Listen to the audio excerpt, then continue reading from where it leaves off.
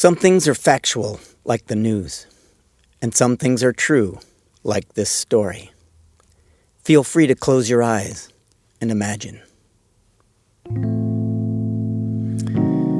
In the days when the people had forgotten about the land, Los Angeles was a dry and barren place. The hills were on fire. Everything was burning. Yet the people were in a hurry, and they couldn't stop to ask why.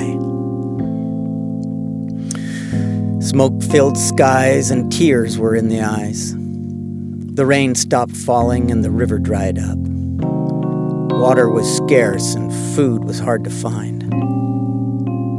There was crime in the land, and many lived without homes on the side of the roads in makeshift tents.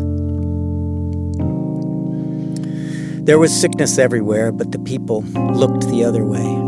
The people were scared. They hid inside their houses and tried to make it on their own. They were taught to be independent, work hard, and get a little piece of their own. But then something changed. They began to miss each other, and little by little they started to gather. It felt good to be with other people. They started to share food, and they talked to untangle the net of confusion and fear. They had a hard time imagining things getting better. It seemed like things could only get worse. Television and the news had only bad things to report. They feared for their children, and the future did not look bright. They didn't want to think about it. They didn't want to talk anymore about the things that scared them. Instead, they started to sing and pray and make music to soothe their souls. They started to tell stories about things they loved, green grassy hills and fresh streams to drink from. They dared to imagine what a more beautiful world could be. They prayed for answers and looked for help. Tongva people started to appear. The original people of Devongar, thought to be extinct, emerged from the city everywhere. They brought the awe that had been forgotten. The people had forgotten to consider the unfathomable intelligence of the natural world around them. They began again to stand in awe. It was like a new world, wild, unknown times of scary and exciting possibility. They shared visions of loving their place. They imagined good food coming from their own gardens. They shared what seeds they had, and they learned to grow more.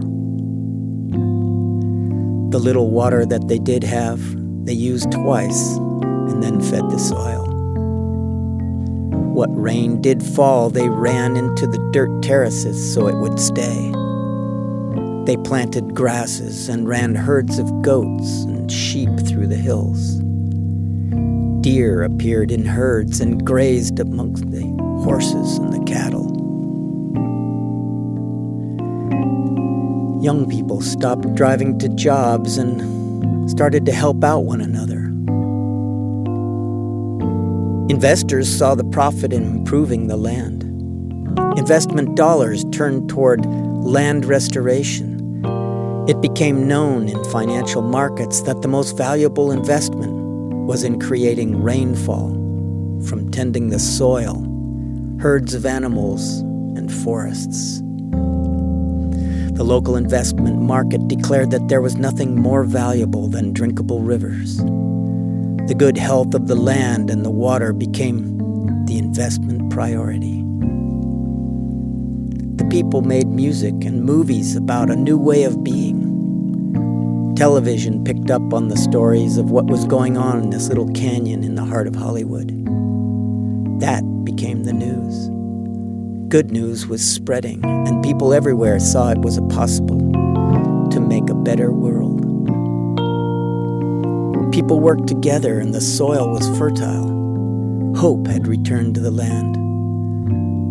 That was not long ago. And now everything was different. Even the air was different. Instead of the harsh, dry winds that used to attack, a gentle breeze was blowing, laden with scents. Trees grew in the canyon, and fruit was abundant.